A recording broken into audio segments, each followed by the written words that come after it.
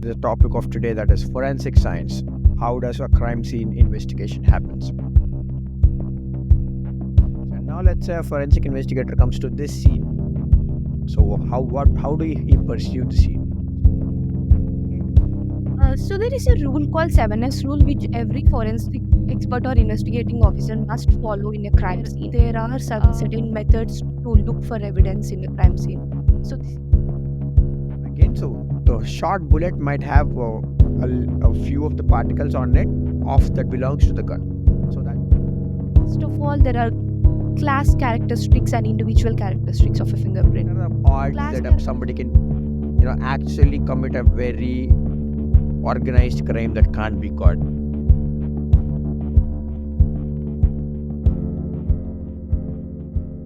So, welcome everybody to another podcast.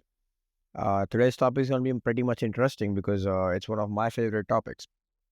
It's one of the most celebrated genres of movies and TV series. So, today's topic is going to be something related to crime. They say every crime scene never stays silent, it does whisper in the shadows. Every strand of hair, every smudge of dirt, every blood drop, and every fragment in a crime scene is not silent. It wants to talk. It wants to tell their side of the story. It's a witness. So, uh, I would love to introduce you to the topic of today, that is forensic science. How does a crime scene investigation happens? As Sherlock Holmes of France, Edmund Lowe could have stated, every contact leaves a trace. So today we'll be talking about how every trace leads to truth.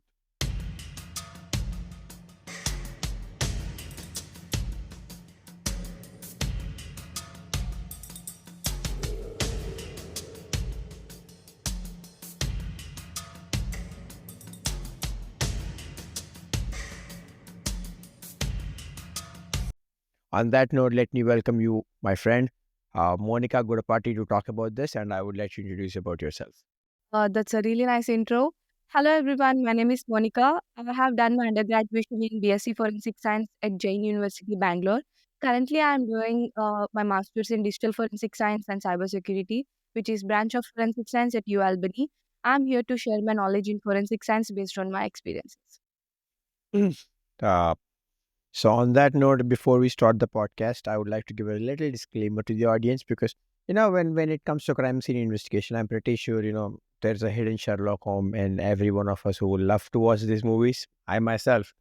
So, what happens is, for a crime scene investigation is very substantial. So, it's related to the scene. So, a forest investigation or investigation in a closed doors, outdoors, and in a torrential weathered area is pretty much different because the evidences, the contamination of crime scene and the evidence erasing are much easier and different in different scenes. So I like to give you a specific scene to talk about. That's going to be my studio. So this is where we are sitting right now. So let's say uh, I'll give a small story intro to this, and on that we'll have her to solve the crime scene, or how does a forensic investigator would pursue the scene. So, and any names, characters that I use in the story are purely fictional, and if there's a coincidence, it's not intentional. Thank you.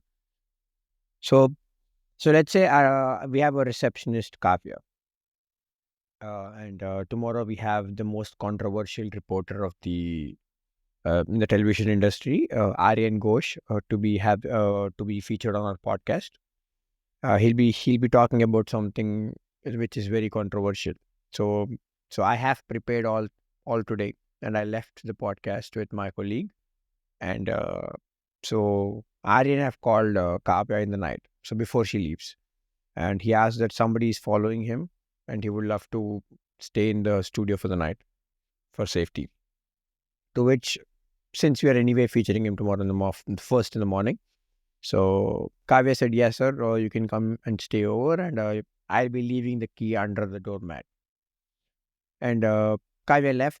So the next day morning, when I come back to the studio with my colleague Rohan, so first thing I see is the doors open, which of course is a bit questionable to me because that's not how we expect the studio be.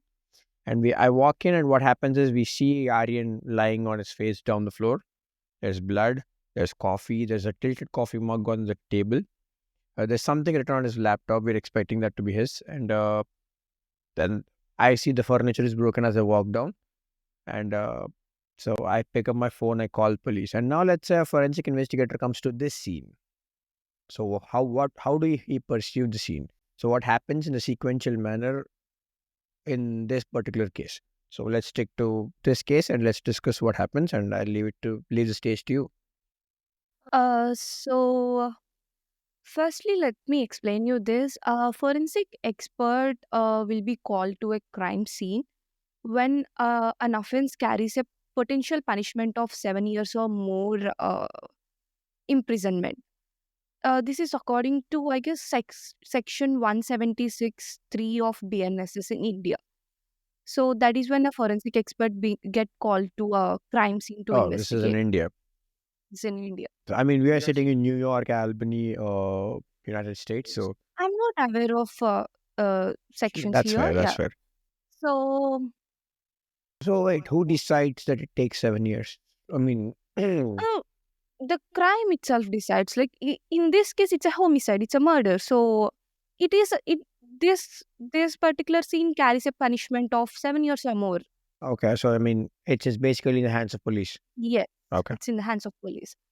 Uh, so there is a rule called 7S rule, which every forensic expert or investigating officer must follow in a crime scene. So first S is securing the crime scene. Second S is for separating the witness. Third one is seeing the crime scene, or yeah, scanning the crime scene. Fourth one is seeing the crime scene. Uh, Fifth is sketching. Sixth is searching for evidence, and the last one is um, securing the evidence. So these are the rules which every forensic expert must follow in scene of crime. So in this case, let's discuss one by one Yes. and just crack it. So first one is securing the crime scene. In this case, the studio has to be secured properly. Yeah, like taping the Yeah, scene and cordoning off the the scene. yellow tape that the crime scene are being used. Yes, Most films use that. yes. It is for preventing the contamination of evidence.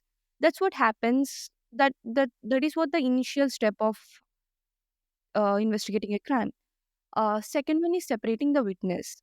Uh, in this case, the witness are you, Rohan, and Kavya, if I'm not wrong. With Kavya is because she spoke to the victim the other night. According to the records, she is the only one who spoke with the victim. So you, and Rohan are the victims in this. Witness in this case. Police has to separate the witnesses in order to prevent the cross contamination of their accounts, and later on they will get investigated separately. The third one is scanning the crime scene. It means a police or investigating officer or a forensic expert getting an overview of a crime scene. Getting an idea of surroundings, like what happened. It's just scanning through in a bird's eye view. Okay, so basically they'll be looking for what happened in the scene. Yeah, yeah, what happened, getting the overview of So in this case, surroundings. what would be? In this case, police might observe where is the victim's position, and what are the potential evidence in this case, and looking at the surroundings, like is there any CCTVs are present, what happened, what might happen, just thinking in their minds. Okay. That's what happens in scanning the crime scene. Next comes seeing the crime scene. It means the police enters into the crime scene, or a forensic expert enters into the crime scene, and they look for evidence, like each part of the crime scene. So this is an indoor crime scene. Police or forensic expert might there are particular methods to search for an evidence. They can't just walk around the crime scene and look for evidence. There are certain methods to look for evidence in the crime scene. So this is an Okay. indoor crime scene. In this crime scene, police must follow a grid method or a strip method. Sorry, not a grid method. Police might follow a zone method.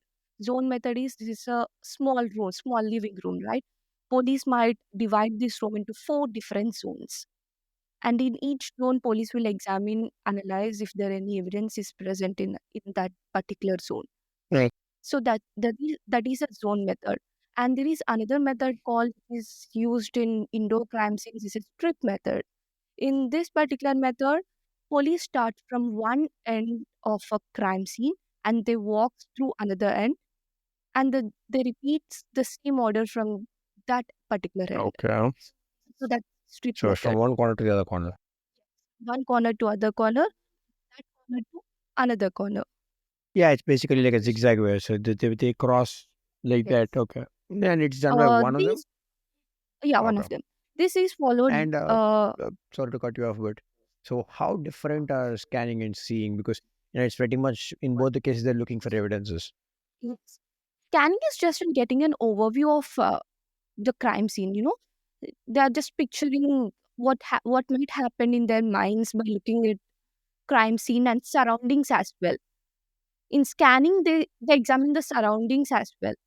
In seeing, they enter into the crime scene and they search for evidence. They look for evidence. Fair.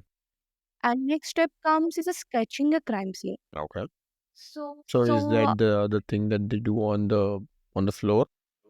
not on the floor. They do it on the paper. Like they sketch everything. In seeing the crime scene, if they found any evidence, they place the placards as well. Uh, there will be a labels with numbering 1, 2, 3. Yellow card they place on each evidence and victim's body, as you have seen in many movies. That's what happened in seeing the crime scene.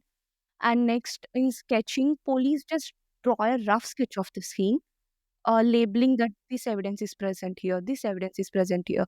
As you have mentioned before, there is a broken cup on the floor, right? Not broken. It's a tilted cup one. Like Yeah, it's something that is lying pretty much like as a fallen cup. yes. So police mentioned that there is a tilted cup on the table in a rough sketch. They do a rough sketch of entire crime scene. Like this evidence is present here, this evidence is present here, victim's body is over here. They do that in sketching. So they draw it. Yeah, they draw it. It's a rough In which sketch. part do they draw around the body actually? So like marking. Like I remember they circle out the things that are in the crime scene and then they frame where the body is because the body will be shifted. No. So when do they do Yes, that? that they'll do in seeing the crime scene. In seeing the crime scene Yes, that they'll after do the in scanning. seeing Okay. after the scanning while searching for evidence. Okay. While searching Probably, for evidence. yeah. And Uh, what are the odds? Like, are there any cases previously that because of you know, the chalk that they use to draw around?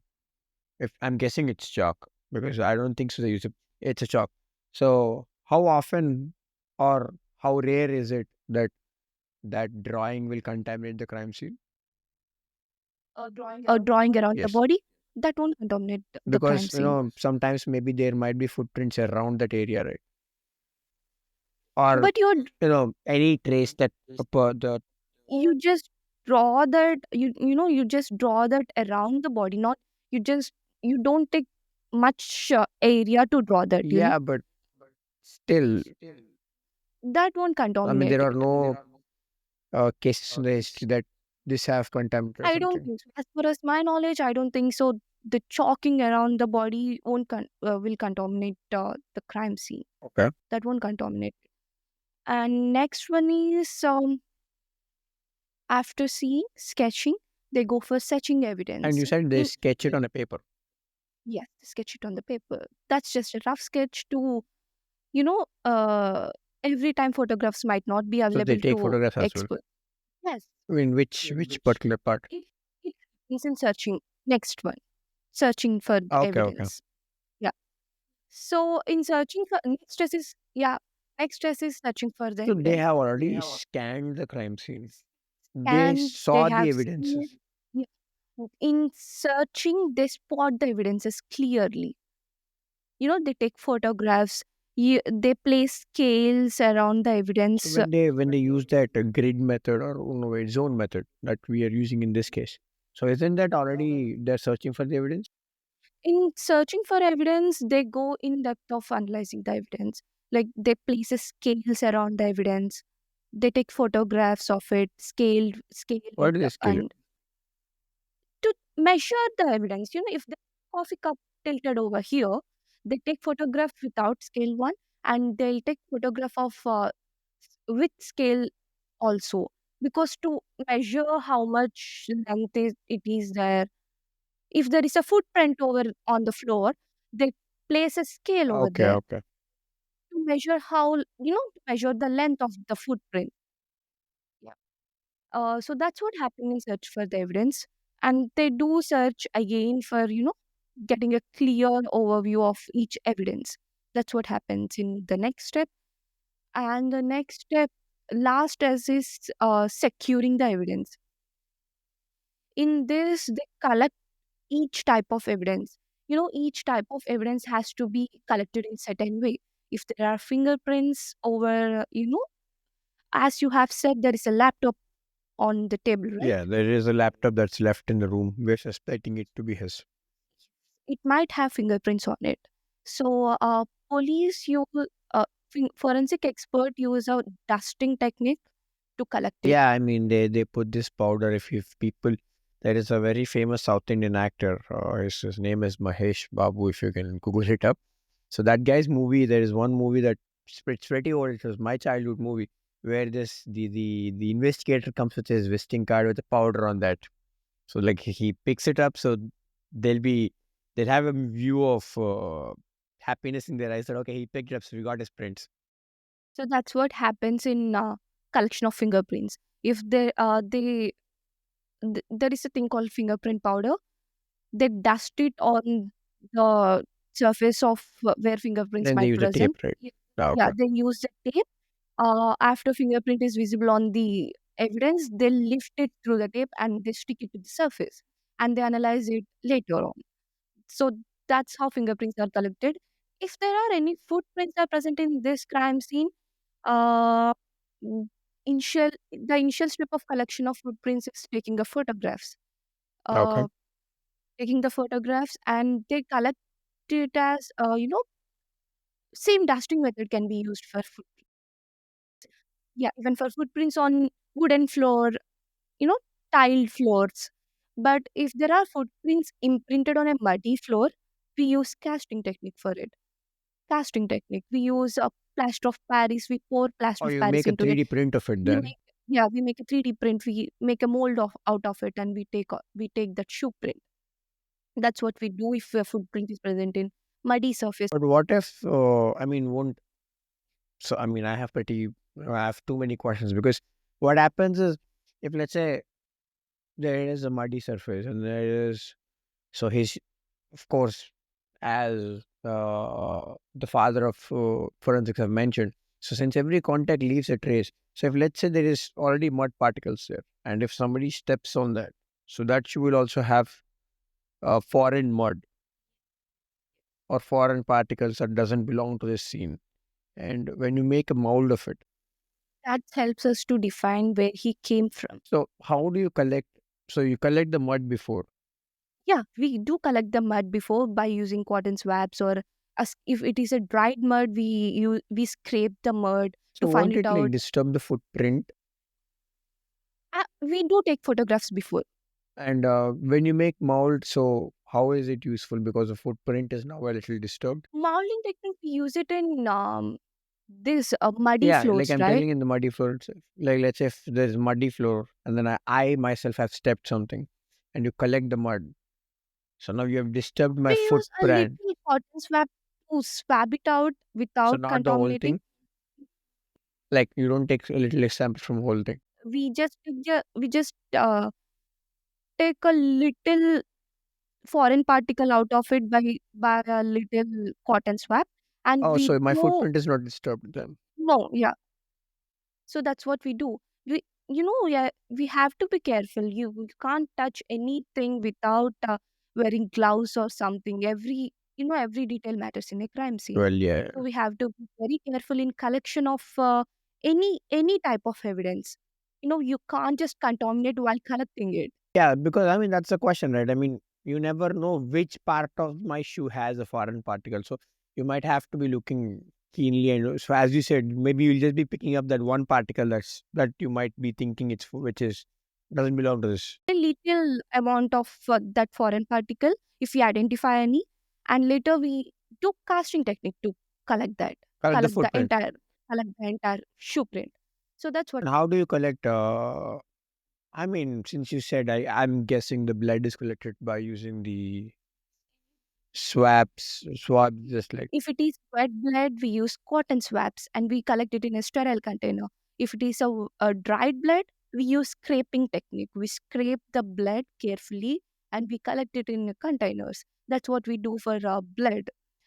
Sometimes, in many cases, blood, in few cases, if there is a blood on the floor, the sorry, the person who committed the crime, they just clean off the blood. In many cases, they just clean the blood on the floor. Okay. They do it sometimes. If you suspect that there might blood in on the floor, there is a technique called luminol technique. We use it. Um, Luminol gets sprayed on the floor or any. It changes color if there is blood on that. Yes, because our blood contains hemoglobin, which has iron in it. That iron get reacts to luminol, and it makes that blood to glow. So it's the same technique that they use in the movie, which is released recently, HIT Case 2, starring Advishesh, in which they spray that thing on the shoe to identify if the victim's blood is on the suspect's shoe or not. So that's a luminol technique. So if let's say there is blood on my shoe, I've committed a crime. I washed my shoe. So how long can that blood be detected by luminol? It might take as long as you have washed it so many times. If you washed it so many times, it's hard to detect. If you just cleaned off with any cloth or you just cleaned it off using any wipes, it's luminol might react to that blood. Okay. Yeah. So that's what happens. If you washed it so many times, you cannot detect the blood using the luminol technique. So there has to be blood components left, basically. I mean, basically, there should be blood left on the If you surface. just clean it with a cloth or tissues or any wipes, you can detect by luminol. I mean, so anybody who's planning to do a crime, please don't take this podcast as reference because I mean, I am thinking in my head, okay, wait, so what if I add another component? So can't it be pig? So guys, if somebody's having intrusive thoughts, please stop it here. I don't mind if it doesn't get views. Please don't quote me on any crimes. So that's how we collect blood. So next one is you said there is a laptop. Uh, lap, uh, No, we did a collect laptop. fingerprints. Yeah, you have to collect the laptop as well because it might contain any information in that laptop Yeah, also. yeah, fair. Yeah. So you have to collect laptop in a thing called a Faraday bag. There is a thing called Faraday bag. It's a any electronic Isn't he a physicist? Faraday. I know there are Faraday laws in physics. Faraday bag. It's a bag. It's the name of the Yeah, bag yeah. in which any electronic device must collected in Any that bag specific reason for that? because it prevents electromagnetic radiations which comes from out. I guess that's what Faraday's law is. I mean, guys, do comment it down if I'm not if I'm not wrong. The electromagnetic concept has Faraday laws in it. It prevents radio signals or any if there is any GPS tracking is activated in that laptop. It prevents every electromagnetic radiation. So every electronic evidence present in the crime scene must collected in Faraday bags. In this case, we have to collect this laptop in a Faraday bag. So we have collected laptop, we have collected blood, fingerprints, and you said there is a broken furniture in the scene, right? Yeah, multiple. Yes. So that indicates there was a struggle happened during I the mean, attack. not mandatory, right? What if, like, somebody, I mean, I didn't go, she's lean, and the criminal is like me. He picked him up to just eat the furniture. There's no struggle there. It's just.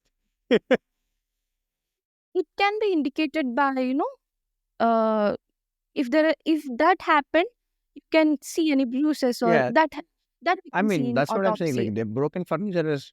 And also, there are physical indicators which indicate the time since death as well in crime scene. Uh, Will this come in searching in evidence? um, Probably yes, it Even this comes in comes in search. searching in evidence. Yes, yes, because determining time since death is very important. That's how dots will get Okay. connected.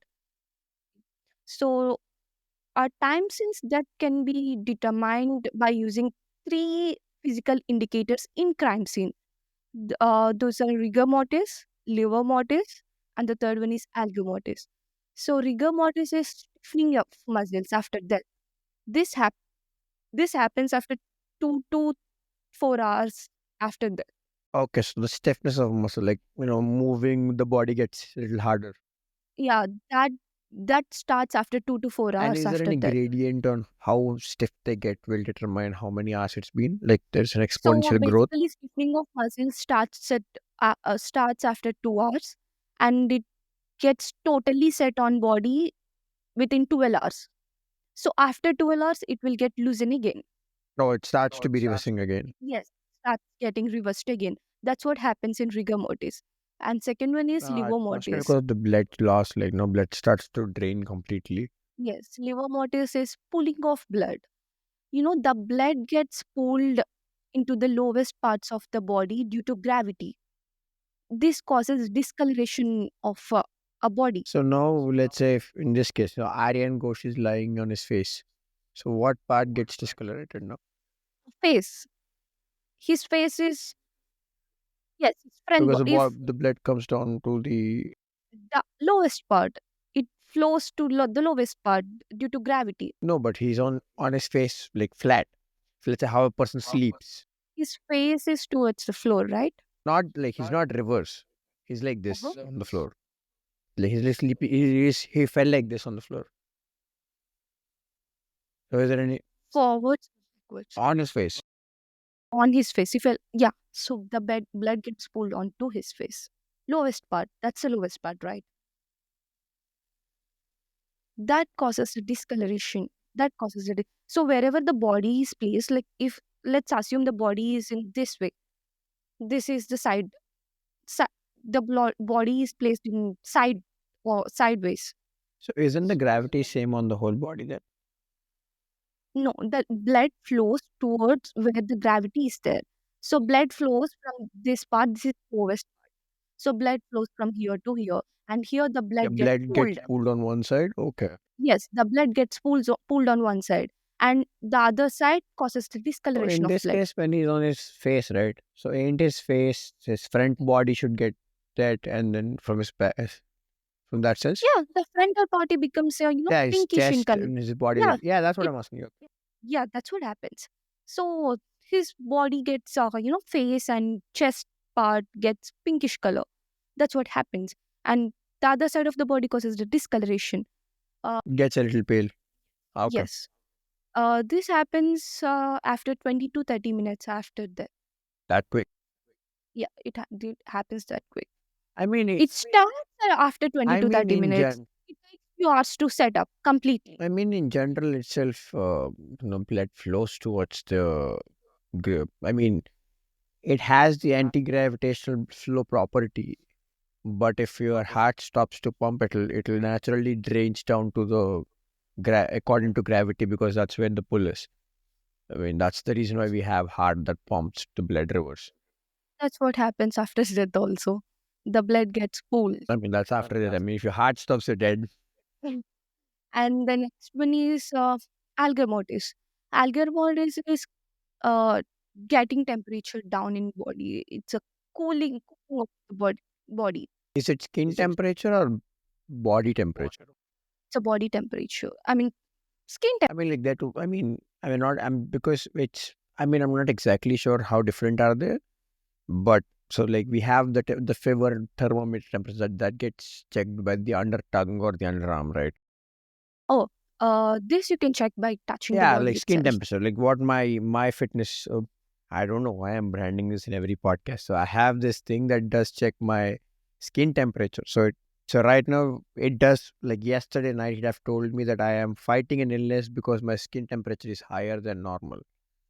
So you're saying something like that. So it Something it like that. has Yeah, by touching the it body, ha- you can it feel it. has the colder side of the skin temperature of your body that they can like feel it by touching it. So You how can low feel it. is the temperature?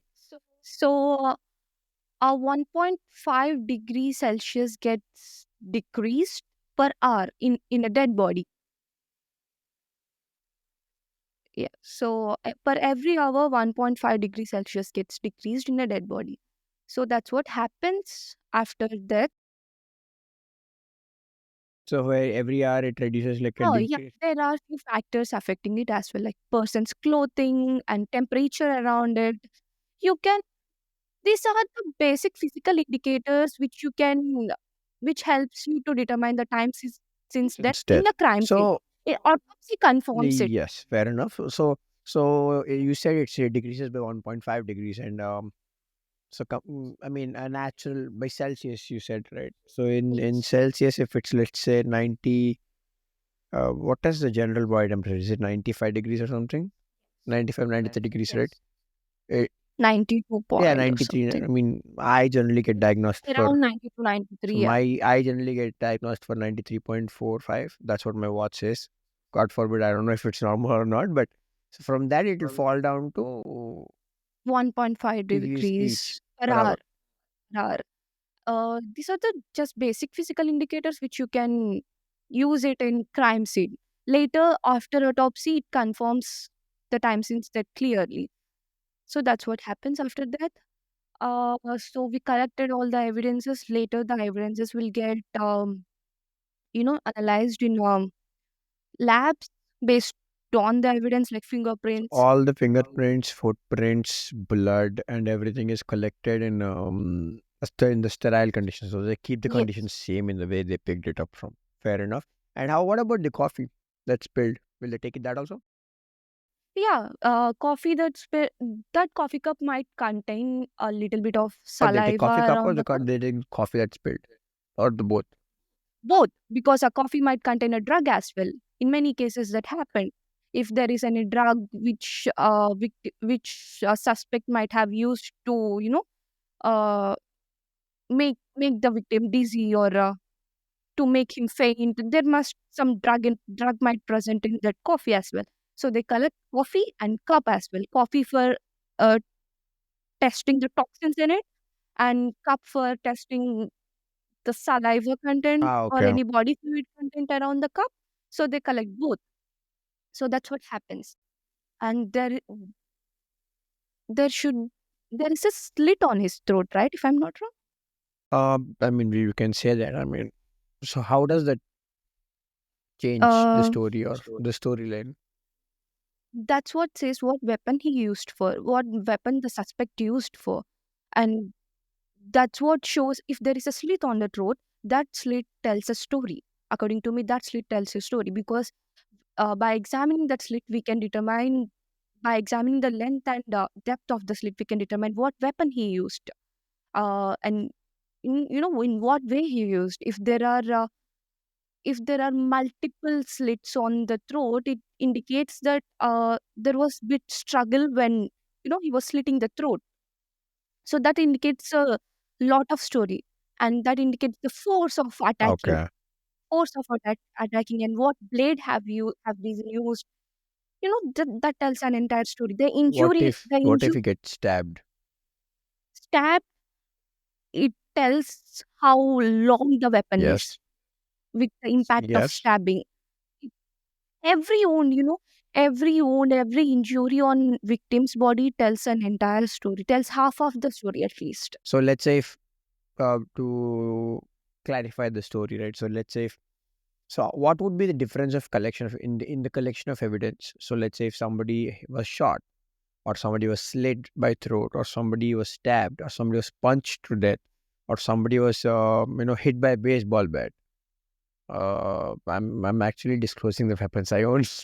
So, or if somebody, or they use Those are the basic weapons which yeah, or if suspects somebody use. uses you know to be a little fancier. So there's something called tiger claw. So if you're not aware of it, so there will be, it's like an object that has two hooks or blade kind of things like this, and there will be rings that goes into these two fingers. So if you wear that, there will be claws or like of a tiger that will be popping out of your hand. And if you hit somebody with that and pull it off, so it'll rip the skin. I mean, can cause potential death. So what are the differences in evidence collection for these cases? Or if somebody is shot, so they'll be leaving cartridge of the bullet out there, and that will of course tell a story. I'm a very big weapon enthusiast. If somebody knows me closely, if not, I mean, well, now you know. I mean, I have everything that is licensed, so all good, guys. State certified. So yeah, So you know, point of wound where you can find in victim's body, it tells a story like in which angle the attacker attacked the victim absolutely. and what kind of weapon is used. You can tell it in autopsy by observing the impact on it, the impact on the skin, and how depth it Yes. is. So that's how they analyze like what weapon was used. If it is a gunshot, uh, if it is a gunshot, as you said, the cartridge case, Yeah, Yeah. the cartridge would be cartridge left. cartridge case would be left at where the attacker was attacked.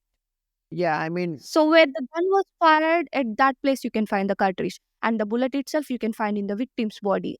So uh, if it is a close range shot, you so can it might find a pass through. gunshot residues around. You can find gunshot residues around the wound. If it is a mid range or a long range shot, there will be a little entry wound will be a smaller, and the exit would be a larger one. Yes, that is true.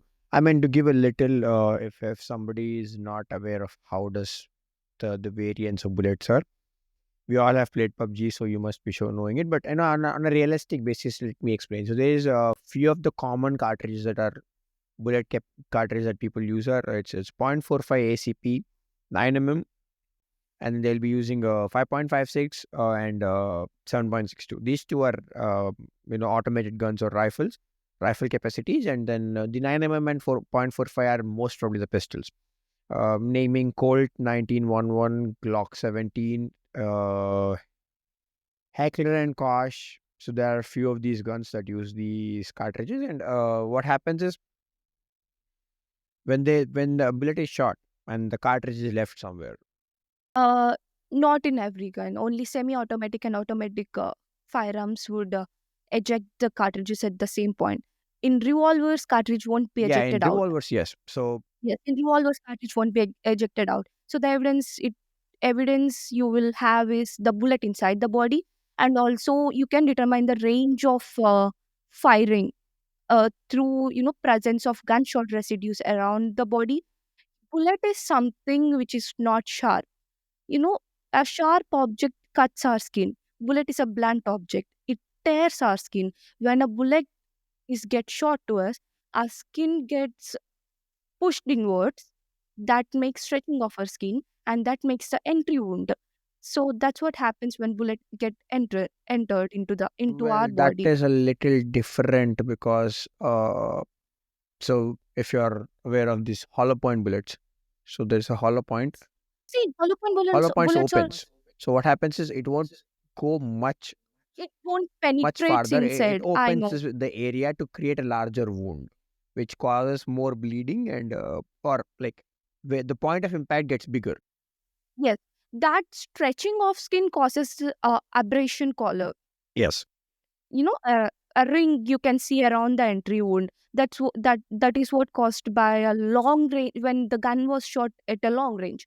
If it is shot in a low, so closer range, you can find a gunshot residues around it.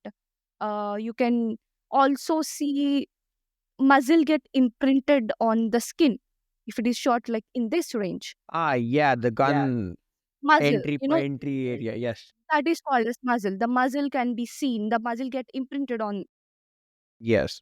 And if to continue what I was explaining, so what happens is when if you find a bullet cartridge, So on the back side of the bullet cartridge, you often find the caliber of the gun, uh, what exactly the bullet caliber is, and on that you can easily find out which guns are generally used and which guns are legally allowed or even illegally smuggled about this.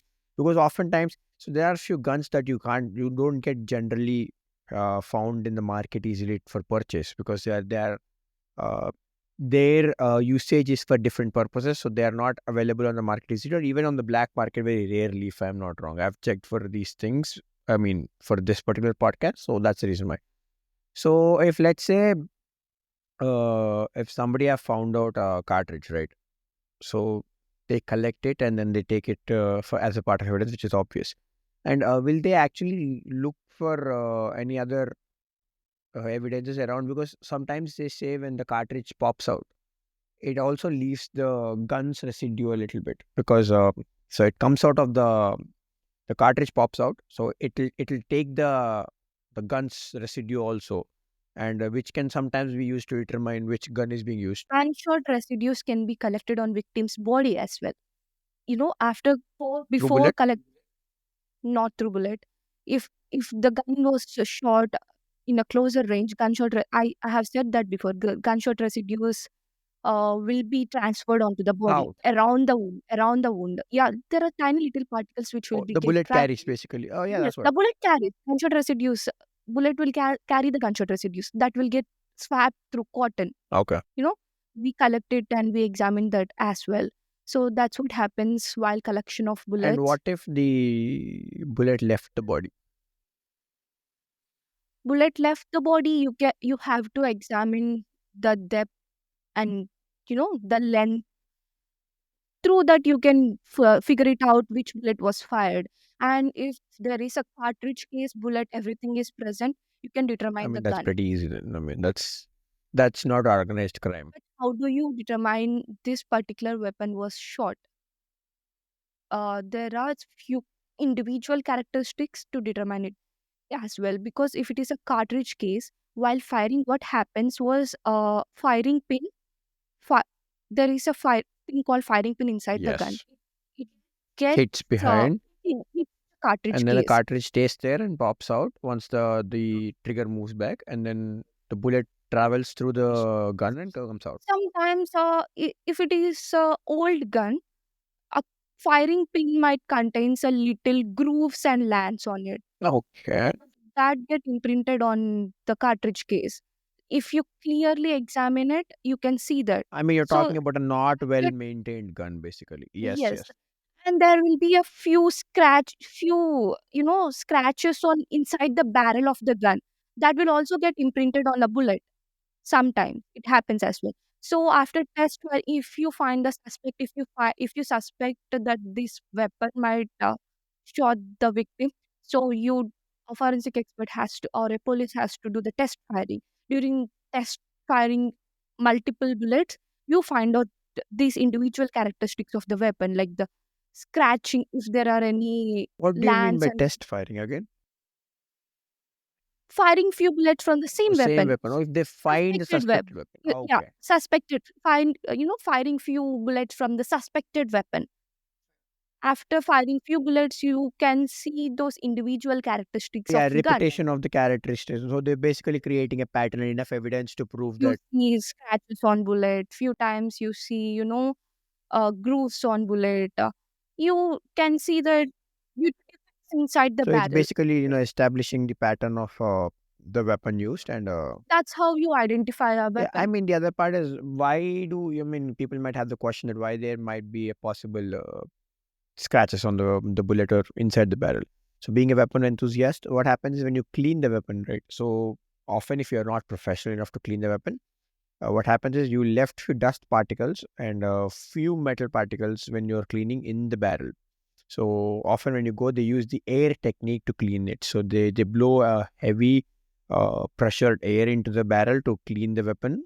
And if you use a small, I don't know what, a brush kind of a thing to clean it. So when you use a Yes. brush kind of a thing to clean it, what happens is you leave few That of them. Yeah, scratches, you that leave a scratch. few of the residues on the barrel, and then when you use that weapon again, so the shot bullet might have a few of the particles on it off that belongs to the gun. So that's the reason why when you go professionally, they won't use the the brush technique often, because lately, it's that's not being suggested, at least for the Glock that I okay for the Glock for the Glock. Those tiny things tells the individual characteristics of particular weapon. That's how they determine this weapon was used in Yes, attacking. So that's how a gun will be examined or a bullet would be examined. And coming to the knife or something, uh, you have to determine it by the length and depth of the wound. the width. If it is a stabbing, if it is slitting the throat. Yeah, the the, Yeah. the the width of the slit will determine how thick the blade is. Yes, yes, how thick the blade is, how in which angle he attacker who is Yeah. attacked him. If it is a pointed blade, you can't see that depth inside the slit. You can just see, depth is lesser if it is a pointed one. So If it is basically, what happens is you can't determine which knife exactly when it's a slit or stab, right? Or can you? which type of knife, Yeah, kind of, because it's like you can few yeah, a times, few like times. It's not as few often times. as a gun. Yes, yes, Gun not is more often as descriptive. Yes, yes. We can determine the blade, but we can't exactly determine what kind of weapon, what kind of knife it exactly. I is. mean, How length. Sometimes you can do it if that it's as well. stab, you can find out the length. But what happens is you can find out the similar length to the knives often. Like if you take a Swiss Army knife, which is like what 7.5 or 8 inches.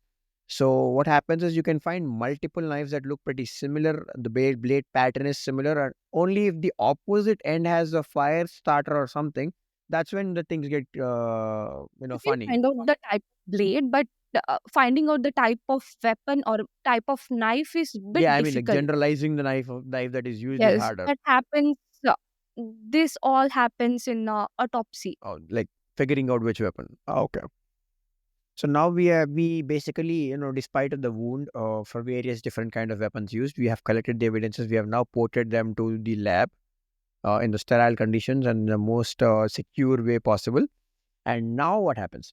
So now we are in the which S, right? Exactly. So we collected the evidence, and so we have searched the evidence, and now what we'll do Everything, all the access in crime scene are done now. in the crime scene, we're done. So we picked up everything and we left. Okay, now great. So Yes, what so happens now? each type of evidence will get transported to the particular expert. If they found any suicide note kind of thing, any piece of document, it get transferred to question document Wait, examiner. what is that? A question document examiner is someone who examines any type of question document which is found in crime So scene. what exactly is question document? Any piece of document, any piece A of paper. paper, a suicide note to a currency note, Okay. uh, anything, a book, a currency note, a piece of paper, suicide note, everything is considered, everything on the paper considered as a question document examination, Okay. which is examined in that particular Okay. department. So, in that, what happens is a question document examiner analyzes handwriting or signature. If the signature is forged or handwriting is faked, they examine that. I have done an internship in that particular Okay. department. I have done an internship in question document examination department at Truth Labs Hyderabad. I was intern in Truth Okay. Labs. Yeah. So they do analyze the signatures and handwriting of question document by collecting the exemplars of suspect or if some For the victim, if it's a suicide note. of a suicide of a victim, if there is a suicide note found in a crime Yes. scene, victim is probably dead, so we I can't mean, collect. right now you Yeah, can't. victim is someone who dead. So you can't collect his handwriting to See, I examine. mean, that is really dark of you to say that, man. It's not fair.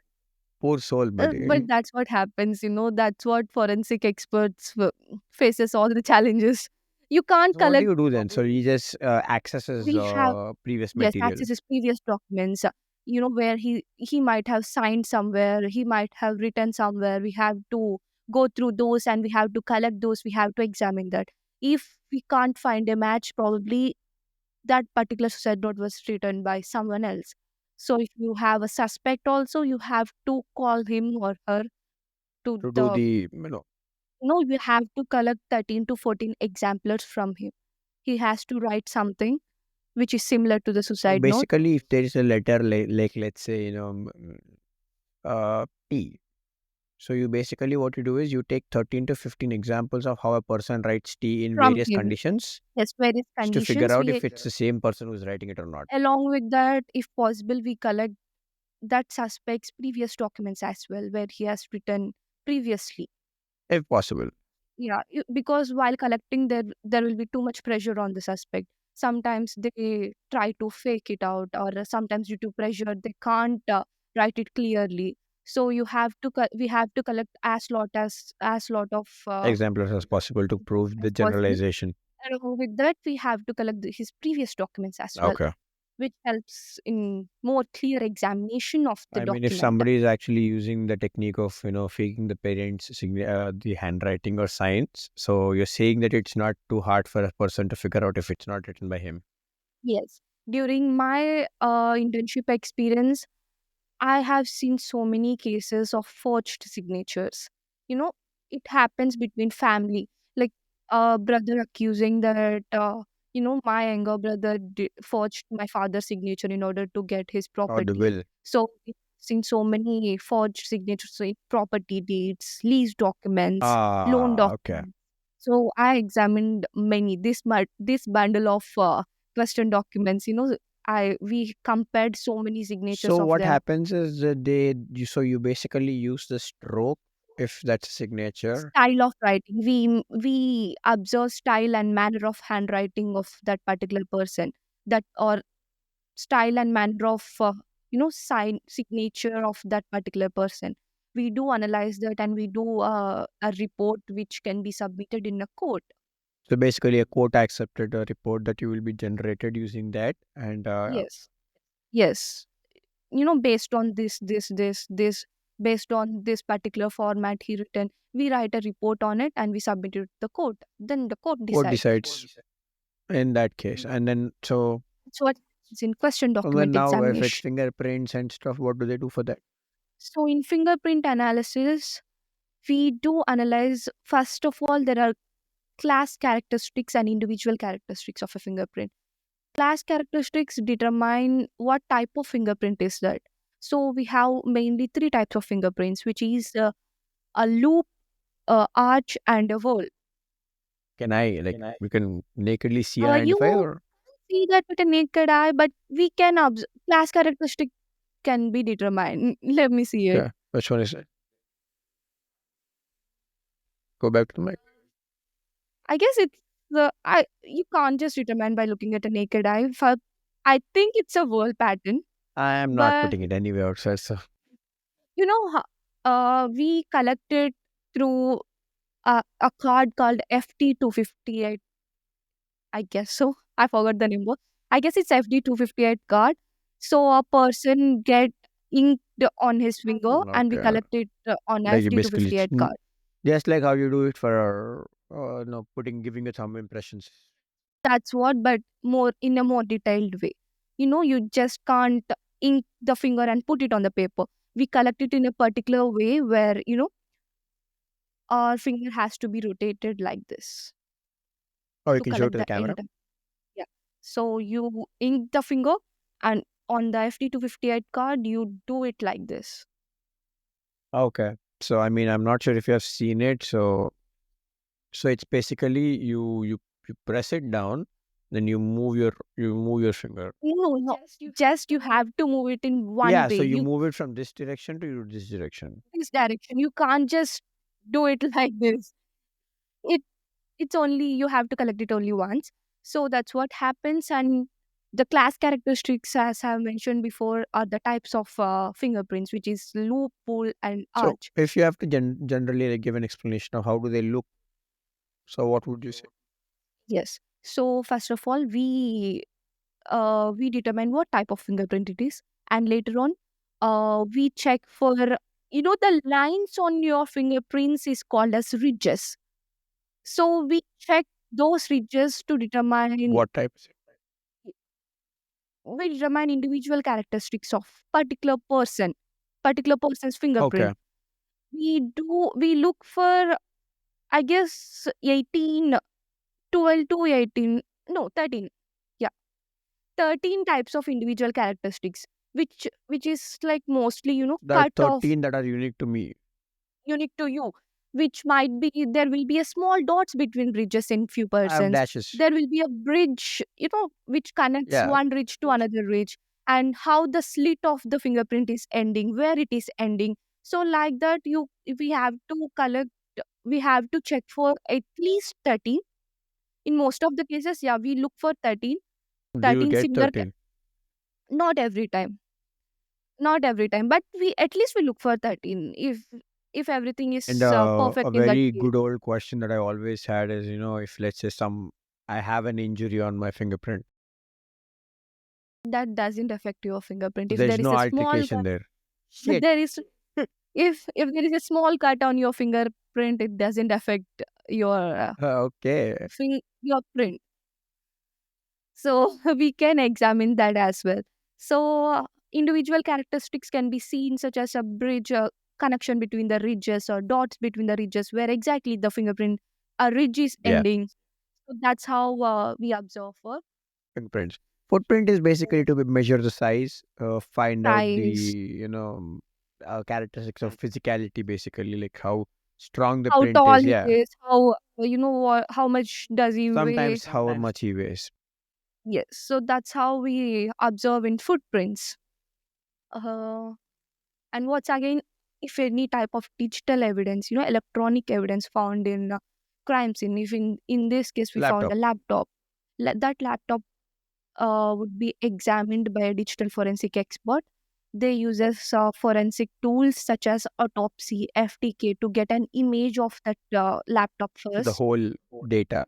Yeah, they make the image of the laptop. I mean the whole data get transferred, and they analyze each one of thing in a forensic tool such as autopsy. These two are the main tools which we So use. I did one class in my undergrad that is cybersecurity, and then I remember using autopsy for that reason, where it auto generates a report, and it does give the suspected files saying that there is a warning kind of thing. And That gives it, but that is not accurate I mean, always. You absolutely, you have can't to trust the machine. you can't trust the report which is generated by the forensic tool. You have to go through each and every Browse type around of and find data. out. Yeah. Yeah, you have to go around each and every type of data present in it, and later you have to create your own report.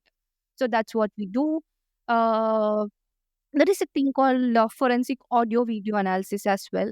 In this case, we do video analysis because victim has mentioned the witness in Kavya, the receptionist, that he was followed by someone. So according to that, we can examine the CCTV footages at what time he called the I mean, Kavya. guessing where he is and if there exists a This video comes footage. under forensic video analysis, CCTV analysis. Uh, Linking that timestamp with the time since death of the victim. Okay, so figuring out if somebody actually followed Connecting him. dots basically through the CCTV to times incident of the victim, things like that. And forensic audio analysis, we do that. We have a particular tools for it, such as Pratt, Audacity. You use In Audacity few for audacities. what? In few cases, for example, let's take a kidnapping Okay. case. After kidnapping, a kidnapper might call To ask call ransom. to ask the ransom. He might call his Yeah, yeah. parents, the kid's parents, to ask the ransom. But to examine that particular audio, Yes. we do analyze that piece of audio Yes. in Audacity, in a tool such as Audacity and Pratt. Yes. We analyze it, like what is the pitch, what is the frequency, Oh, what is the wavelength of the voice. We do analyze everything, and we try to link. I have to give a little introduction that I know about Audacity. Audacity is actually open source tool that I use for the podcast editing sometimes. Yes, it is used in editing as Yeah, well. I mean, Pratt is if little advanced version of Audacity. yeah, so what happens is if there's an audio leak in my podcast from one mic to the other one, so if there's it's called audio bleed. So if I am speaking and my voice is pretty loud, so what happens is my voice gets picked by the other mic sometimes. So what I do is I go to the Audacity, I find out the pitch that belongs to me in that mic, and I delete that because Yeah, so that's what I do we use the same to feature find for out if eliminating the background yeah, and to noises. find out if that's the actual speaker. Ah, Yes, okay, to we analyze the pitch and everything, and to analyze if there is any background disturbance, we use that tool to eliminate that background okay.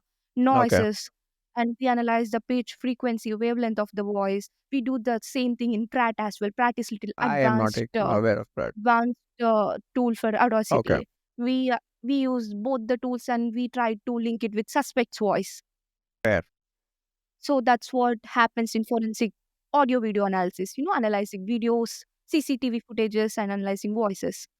So, yeah, we do that. So that's how you analyze evidences, and then that's how you find out the collected evidence, and you slowly eliminate using the elimination procedure. You eliminate the suspects and figure out if who's the actual criminal, and from the given suspects, and then that will be submitted to the court, and the court decides if he is. I mean, the given evidences stand by or not. Based on the given evidences, court determines the I mean, suspect yeah, is based on accused. given evidences, the court decides if the evidence stand by or not, and if they stand by, they decide if that's the suspect or not, and then later on, the procedures of trial And goes. witnesses in this case are examined. Okay, so I'm examining. Uh, yes, you are examined.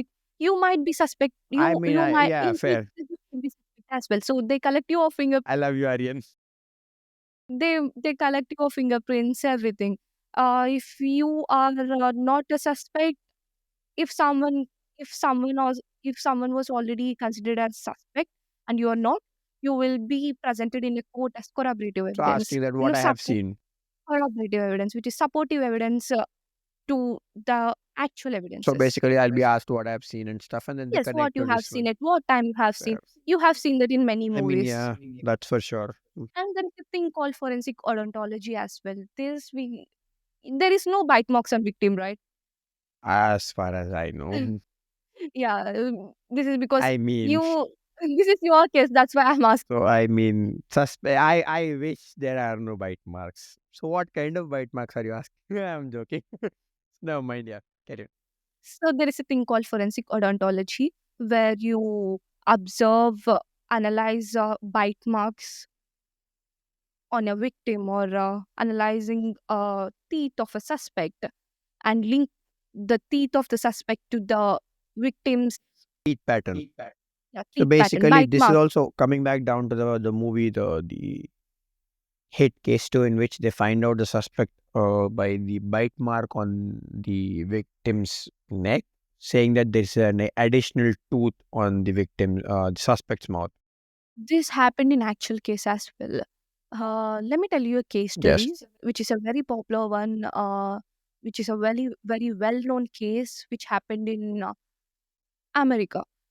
His name is the killer name is Ted Bundy. Oh, I Ted think Bundy. most of the people, there are few movies, Documentaries on documentaries, him.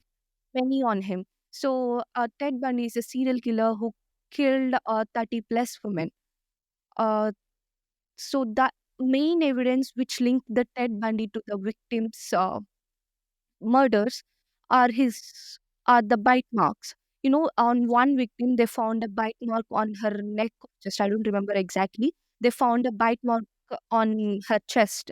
So Ted Bundy has this crooked teeth. He has some crooked One of teeth, the British book. and Yeah. there's a gap between his teeth. Due to that, they analyzed the bite mark, and on a bite they have seen the same thing. So that's where the first So they evidence connected was the found. dots, saying that okay, this belongs to him, and it's so. I mean, there is a little. You can say that sometimes there is an often possibility of similar dental patterns. That is true, but it's not the only evidence in that case. It's a It's a collaborative collaborative evidence evidence, again. because what happens is the teeth are not they're not like your iris or fingerprints. They're not They unique are to not you. They're not unique. unique to you. oftentimes you might find somebody who can have an alteration or that looks just like yours. But that tells a story as well. Uh, Supporting that evidence, they found another evidence as well, which is a victim's piece of cloth Fabric. was found, fabric was found inside his van. So they connected all these dots, and Yeah, I remember they found couple of strands of the cloth that belongs to a woman that's dead. Yes, in that story. so that's what happened in Ted Bundy's case. I just want to mention what forensic Okay, odontology so is. that's the general procedure of how a crime scene investigation from a forensic investigator perspective runs. So summing up, so you basically use 7S policy In a in a crime crime scene, scene to figure out if that's actually that's actually done. So like you use 7S policy to figure out if how the crime scene have to be investigated, and then use various methods to investigate that particular scene to figure out search the evidences and carry them to a lab to figure out the sus- who among the suspect is the criminal. we follow law of exchange a lot, which was stated by father of forensics Edmond Locard. It means every contact leaves its trace.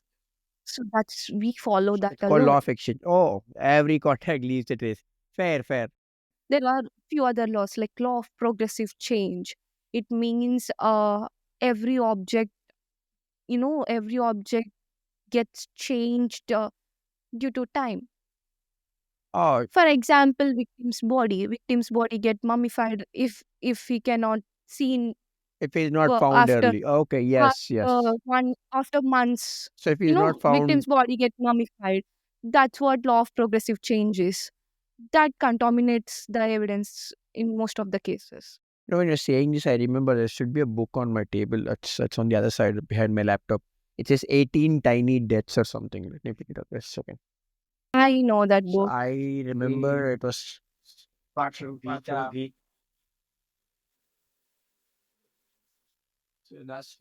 it's one of the books that I it's a very old one that I read. It says as it states I have to state one thing that the first thing that this book states that I really love is the investigator must bear in mind that he has a twofold responsibility to clear the innocent as well as to expose the guilty. He is seeking only facts, the truth in a nutshell. So that's one of the very early introductions of me to the movies that I really watched today.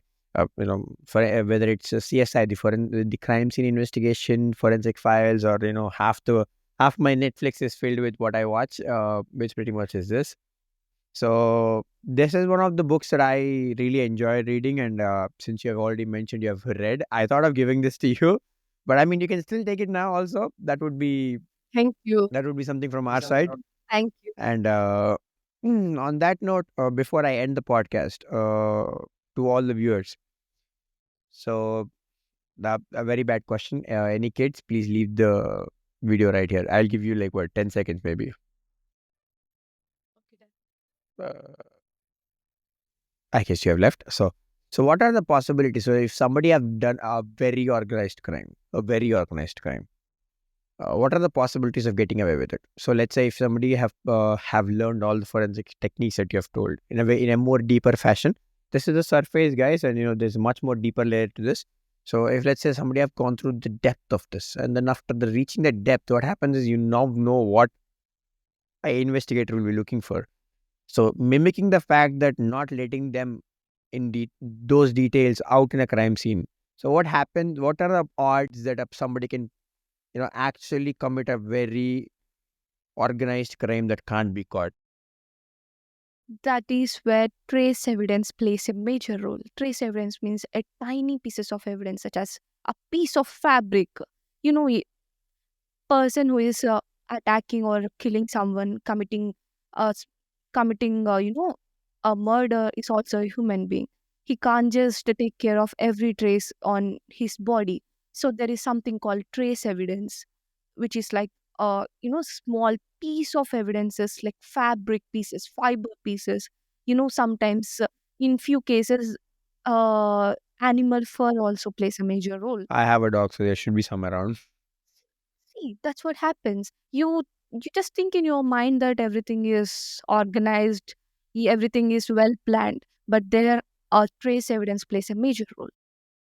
That's a very interesting way to end the podcast. And on that note, I hope you have enjoyed the a little, educational podcast. Pretty much something that interests me very much, and I hopefully it did you too. Stay tuned, guys, for more content. Something special is being cooked up. And on that note, do subscribe, like, and share the podcast with your friends and the family who loves to watch this kind of content. Uh, Coming up with much more good content. And if you would love to say to my audience to subscribe and like, that would be really great. And then I have seen your last two videos, which are really amazing. So, yeah, please do watch them and please support him. Please subscribe to this channel. You'll love this content. on that note, thank you so much, guys. I'll see you sometime soon again with much more good content. Stay safe, stay healthy, and it's Thanksgiving for us. So happy Thanksgiving. Thank you.